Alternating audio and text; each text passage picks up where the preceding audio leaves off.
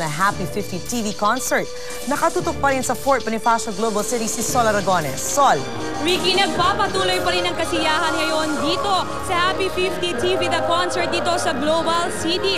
At kanina nga ay nauna na mag-perform si Barbie at si Dishu.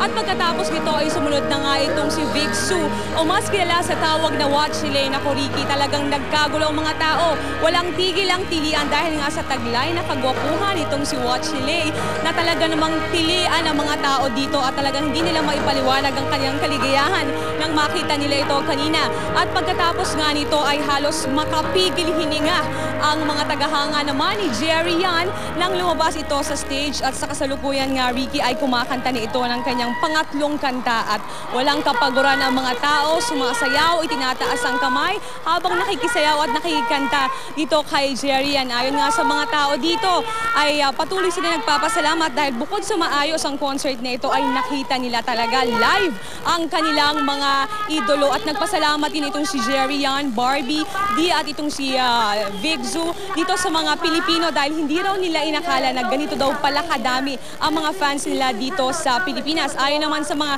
ilang nakausap natin kanina mga nanonood dito, isa lang ang sinabi nila, Ricky, talagang sulit na sulit daw ang pananood nila ng Happy 50 TV The Concert. Ricky? Maraming salamat sa iyo, Sol Aragones, nag-uulat ng live mula sa Fort Bonifacio. At yan po ang kabuuan ng paghatid namin sa inyo ng ulat kaugnay ng Happy 50 TV Concert. Antabayanan ng balitang yan at iba pang ulat mamaya sa The Weekend News. Ako po si Ricky Kwek. Magandang gabi.